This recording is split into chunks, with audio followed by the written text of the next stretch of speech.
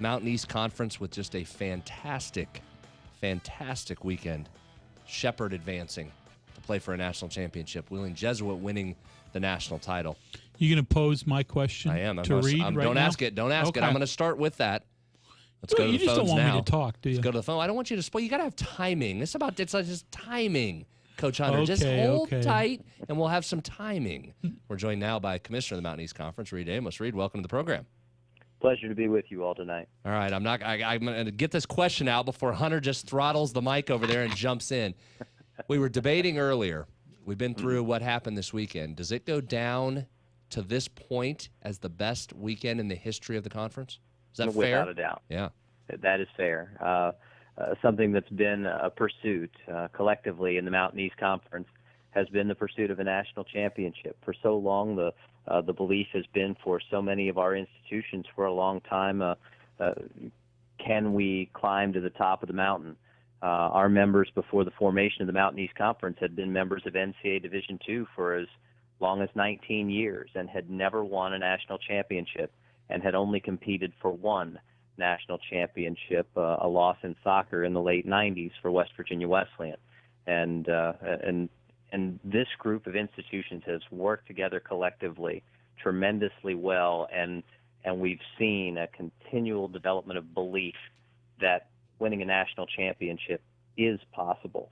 And there had only been 7 semifinalists in the history collectively of our schools in NCAA Division II over nearly 2 decades. In 19 years, and 2.5 years, it's that exact same number. 7 semifinalists we've seen, and we will see a 4th national finalist, Shepherd, playing in a national championship in Division II football against D2 stalwart Northwest Missouri State. And last night, Wheeling Jesuit punched a hole in the sky collectively for our institutions and won a national championship in women's volleyball.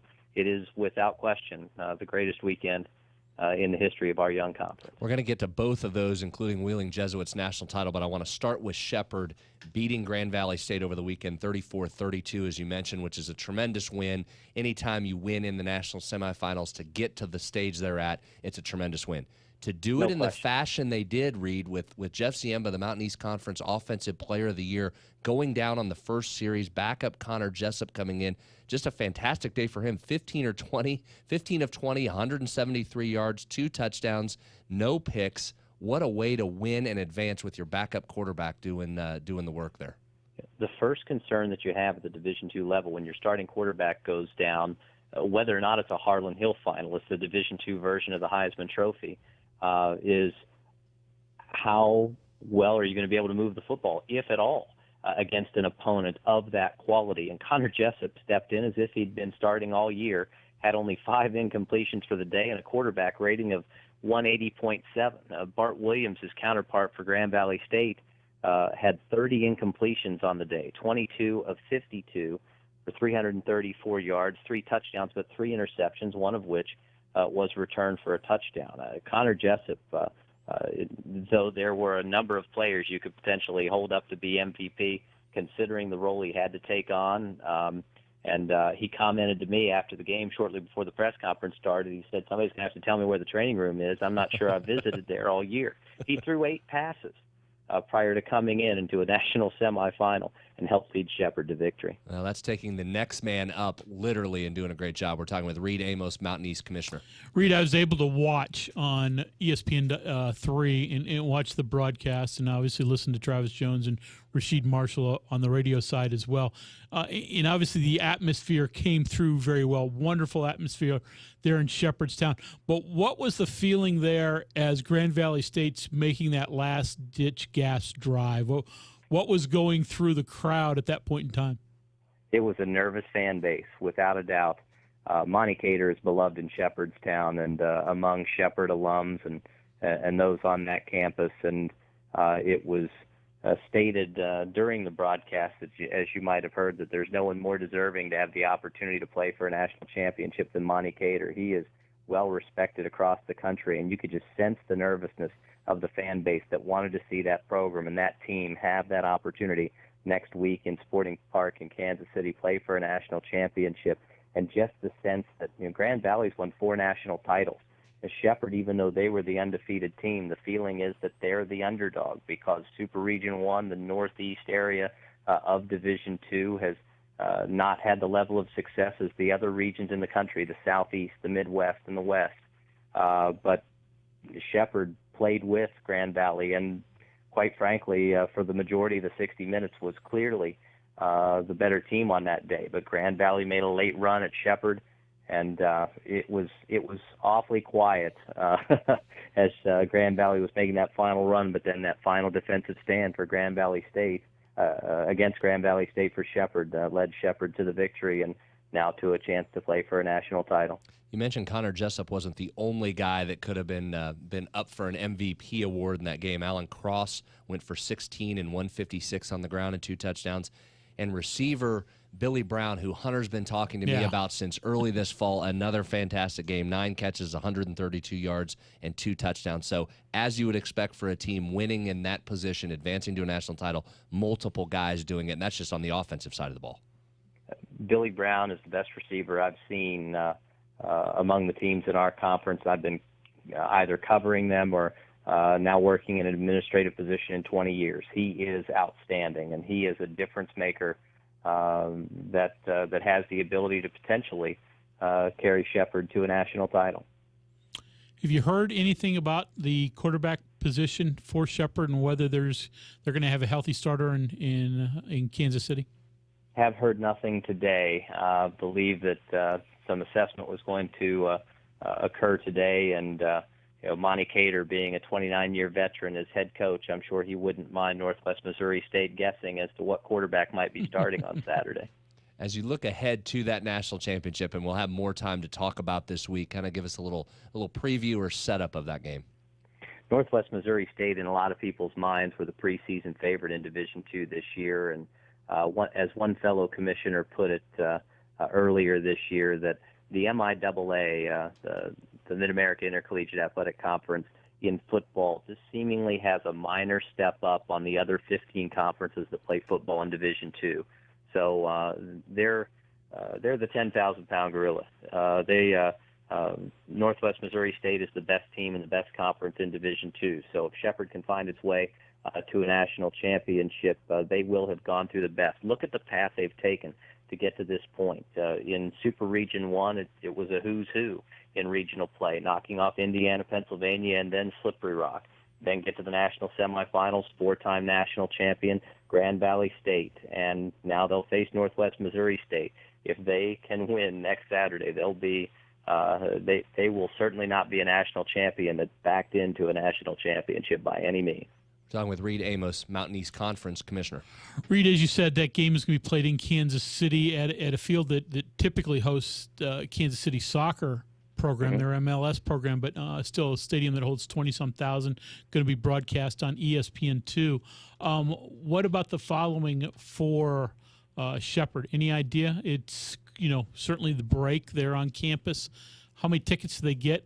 What kind of following do you think they'll end up with? For the Shepherd, for the section for Shepherd fans, they get a ticket allotment of 2,000 that they look to sell, and the hope is that they'll sell them all.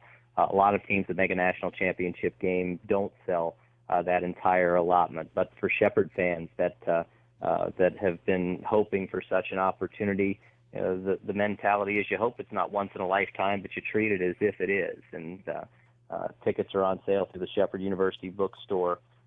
There's information on the website, both at mountaineast.org within the hour and at shepherdrams.com with regard to how fans can get tickets. But they're expecting the possibility of a sellout. Northwest Missouri State is a little more than an hour away from Sporting Park in Kansas City, which is just a beautiful facility that will just look fantastic with the stands filled for next Saturday's championship game on ESPN2.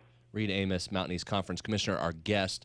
We talked a lot this summer, and you felt pretty strongly that this was one of the, if not the strongest league seasons you were about to have in terms of depth of the teams. You saw Concord advance to the national semifinals last year. We know what Shepherd's doing. Where do you think this puts the league as it heads into next year from the rest of the school's perspective? I would think they've got to look at this, and the bar has been set awfully high, so it's going to force each team in the league to really bring themselves up, as I know they've been doing over the last few years.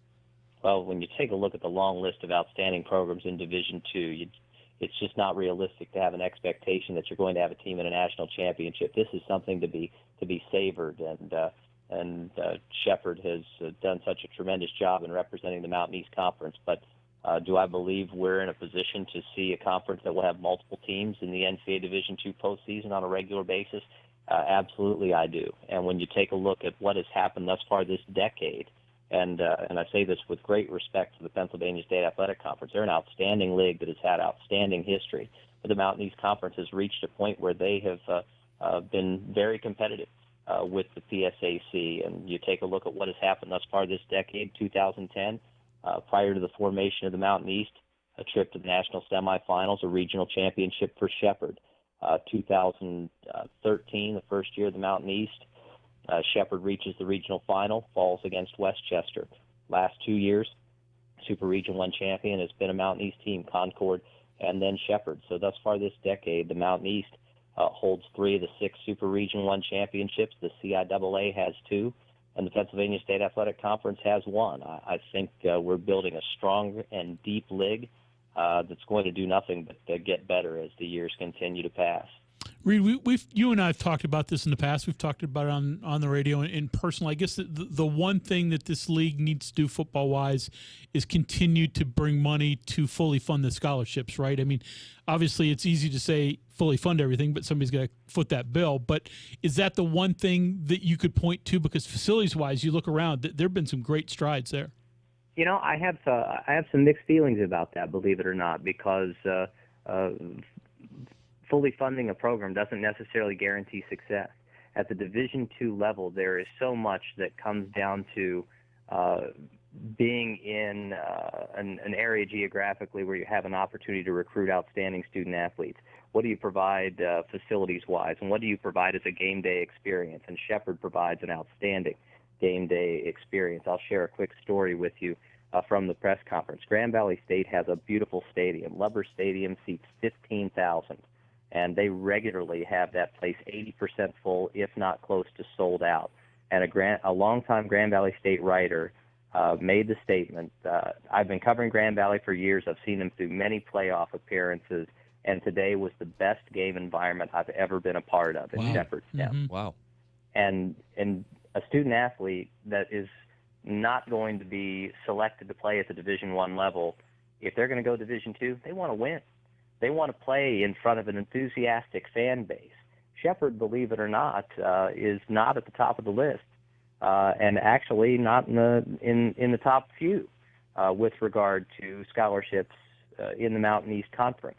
It comes down to so much more than that. I'm not denying for a moment that it's extremely important, but it's only part of the equation. And Shepherd has built something that's truly special, and quite frankly, something that many other Division II programs try to model. But Monty Cater has somewhat cornered the market, and that tradition that they have has allowed them to continue to be good year after year. And we've seen the Concords last year break through and win a conference championship and make it all the way to the national semifinals. Charleston this year gets into the D2 playoffs. West Liberty not all that long ago had a run to a regional championship when they had Zach Amidro at quarterback. That's 4 different programs that are all members of the Mountain East that have had postseason success, but Shepherd is the team that has consistently been there, and they've done it with the combination of all of those things I've mentioned. Talking with Reid Amos, Mountain East Conference Commissioner. All right, let's talk some Wheeling Jesuit volleyball. You said it, I thought, pretty appropriately there in the open, punching a hole in the sky there and bringing home the league's first national title. Talk to us a little bit about how proud you are as conference commissioner of what they were able to accomplish. A women's volleyball championship in Division II is not an easy championship to win. I can't remember the exact number, but it had been over a decade that the Central Region had won the national championship. That got disrupted by Tampa, and the Central Region and the South Region had a stranglehold on national championships in Division II for nearly 2 decades. And so in so many ways, it seemed like, well, based on the draw, how far can you get, and then when will you run into the best team out of one of those 2 regions? And Wheeling Jesuit ended that string at those 2 regions. There are 8 regions in Division II, and 2 regions had dominated for 2 decades. and Wheeling Jesuit with a belief in themselves, a fifth straight appearance in the Elite Eight, and an outstanding group that last night in their press conference talked about how important teamwork and how closely knit their team was. They began to believe, why not us? They'd been there enough times, they'd seen it, and it's the mentality just seems to be changing. They commented about it last night after they won, and the belief that they belonged and they were a team that could win made a big difference, and they were the aggressor from the start last night and swept through Palm Beach Atlantic, the pre-tournament favorite in the minds of many from the South region, essentially playing in front of a home crowd as it was hosted by Tampa, Florida. And Wheeling Jesuit played with tremendous confidence and swept through, claiming a national championship. It was tremendous to watch. Reid, and certainly this time of year, everyone's paying attention to Shepherd, but basketball is on its way. And once again, Mountain East looks like it's got plenty of solid programs. Well, and in men's basketball, two teams in the top 10 in the country that recently played one another in a 2-point game. And among those two top 10 teams, the Mountain East boasts the number 1 team in the country in West Liberty. Fairmont State was number 8 in the country when the two met, and West Liberty squeaked out an 88-86 victory over Fairmont. And Fairmont, just this weekend, knocked off Indiana University of Pennsylvania, the defending national runner-up, as they fell in the national title game a year ago. And women's basketball, West Liberty's women, ranked in the top 20, knocked off last year's national champion Cal PA in a non-conference game a couple of weeks ago. So the prospects certainly look strong for the Mountain East in basketball this season. All right, we'll leave it there for tonight. Great stuff. Congratulations. We appreciate you taking some time for us tonight, and we'll certainly be talking to other members in and around the game coming up for Shepherd this weekend, and we'll be keeping our eyes on it, and certainly fans can listen in on the Metro News Radio Network over the weekend, see if Shepherd can bring the trophy home. Really appreciate it, guys. And quickly before I go, I wanted to say a thank you to Metro News and all of the efforts to cover us. It's made such a difference having our Thursday night package that has included video coverage and radio network coverage across the state of West Virginia, at times distributed outside West Virginia. It's really making a difference for our membership and helping raise awareness. It's been terrific to be partnered with you all. And Travis Jones, Rasheed Marshall, Mark Martin, Carl Lee have all done such an outstanding job this year.